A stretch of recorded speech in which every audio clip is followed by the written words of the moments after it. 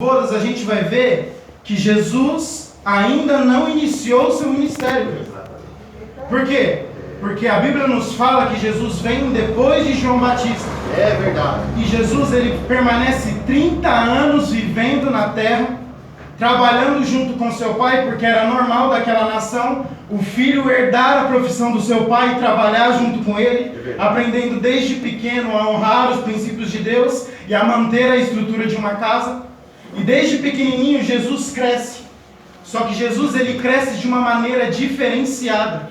Danilo, por quê? Tem gente que cresce no tamanho, tem gente como eu cresce um pouquinho dos lados. Só que Jesus era diferente. Conforme ele crescia na graça e no Espírito. Ele crescia na estrutura corporal, mas o Espírito sobressaía sobre a carne em todas as decisões.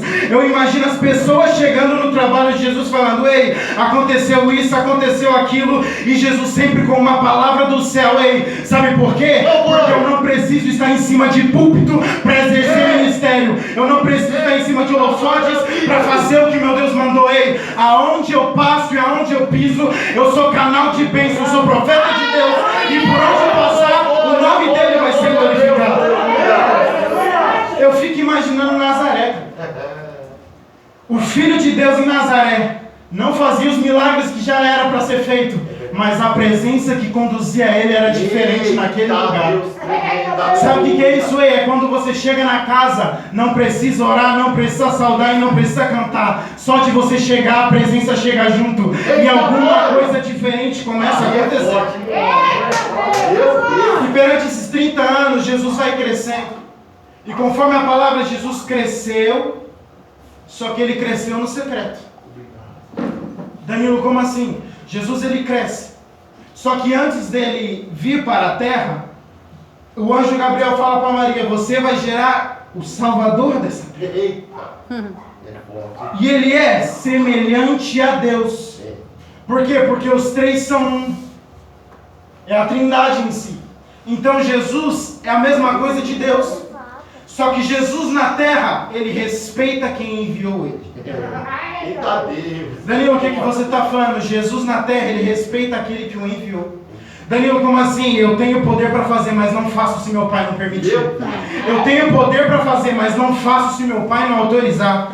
Eu sei pregar, mas não prego se ele não tocar no meu coração. Eu tenho agenda para marcar, mas só marco se ele assinar embaixo primeiro. Eu tenho convite para pregar, mas eu só prego se ele for comigo. Sabe o que Jesus está falando? Ei, eu posso ser filho de Deus, eu posso ser como Deus, mas eu não vou ser maior do que Deus. Por quê? Porque ele me enviou e como bom servo, eu vou obedecer ele em todos os estatutos que ele me mandar.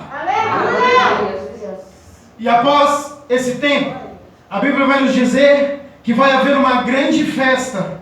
Nos nossos tempos, uma festa dura aproximadamente de 4 a 5 horas. As cerimônias têm diminuído muito, principalmente pelos gastos que a gente tem.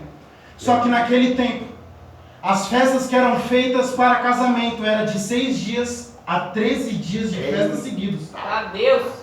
Danilo, o que você está falando? A festa começava na segunda, ia terminar só na outra da outra semana, na segunda de novo.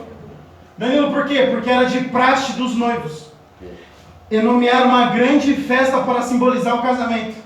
E dentre esses 6 dias a 13 dias, não podia faltar alimento, que era por quê? Porque era um símbolo de que o noivo honrava a noiva e que essa família não seria símbolo de vergonha para o povo de Deus.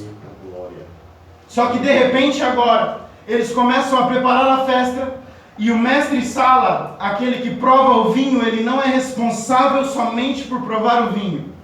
O mestre-sala, ele também é responsável pela música que vai ser tocada. O mestre-sala, ele também é responsável pelos convidados que vão se apresentar. O mestre-sala, ele também é responsável pelas pessoas que irão dançar na festa e pela alimentação que será servida. Então, o que acontece? Os noivos, eles entregam a confiança a uma pessoa. E eles falam: ei, o casamento já está marcado e eu confio em você para cuidar do meu casamento. Eita glória! Ok, eu confio em você para você organizar tudo do meu casamento. Eu dou o meu voto de confiança em você. E o mestre-sala, ele começa a preparar tudo. E entre os convidados está Maria. E está Jesus. Sabe por quê? Porque quem teme Ele, sabe, não adianta eu fazer festa se a presença dEle não vem junto. Não adianta ter casamento se a presença dEle não vem junto. Não adianta ter um banquete exemplar se a presença dEle não vem junto. O noivo olha assim para o mestre sala e fala: olha aqui, você pode convidar quem você quiser, mas Jesus na minha lista não pode faltar. Jesus na minha casa não pode faltar. Jesus no meu casamento não pode faltar. Jesus na minha vida, a Ele não pode faltar em hipótese alguma. Só que tem uma consequência. Para ter Jesus, também tem que ter quem anda com Ele. Danilo, o que você está falando? Para ter Jesus, eu tenho que ter aqueles que andam com Ele junto comigo também. Meu Deus. Sabe por quê? Porque hoje em dia a gente tem visto uma sociedade muito individualista na presença de Deus. Eu faço, eu posso, eu sou, não. Nós somos dependentes dEle. Quem faz é Ele em nós. Quem realiza é Ele em nós. Aqui a igreja é símbolo dEle, que aponta a Ele para a glória dEle. A glória nenhuma que é do homem, é só dEle. É verdade. O que acontece? Se Jesus vai vir, os discípulos têm que vir junto. Por quê? Porque Jesus só entra aonde os seus também podem entrar. Jesus só vai aonde os seus também podem ir. Jesus só abre porta aonde os seus também podem passar. Danilo, o que você está falando, ei? É Jesus falando, ei, se eu sou convidado para a festa, os meus filhos irão comigo. Se eu sou convidado para o banquete, os meus filhos irão comigo. Por quê? Porque meus filhos padecem comigo no pão, mas na hora da alegria os meus filhos também vão estar comigo. Então eu não aceito entrar na festa se os meus não forem junto. E nas bodas do Cordeiro vai ser do mesmo jeito, ei. Jesus está lá no céu para servir a gente, mas a festa não começa enquanto os seus não